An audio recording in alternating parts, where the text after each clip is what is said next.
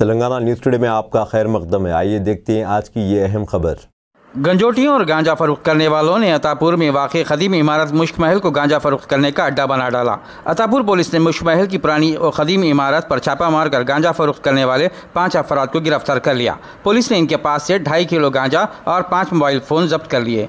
NDPS act के तहत police ने एक मुकदमा दर्ज कर लिया और मज़ीद तहक़ीक़ात कर रही है। आइए देखते हैं इस सिलसिले में हमारे नुमाइंदे सैयद जाकिर की ये खुसूसी रिपोर्ट।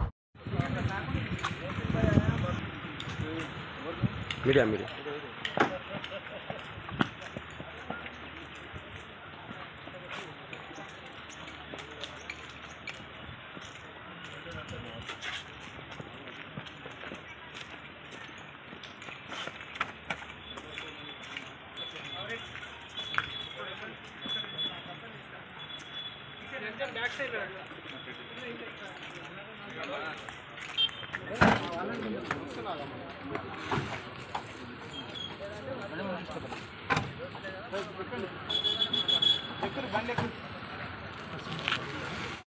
ప్రమోషన్ అందరికీ అవుతాయి వీడియోలు బయట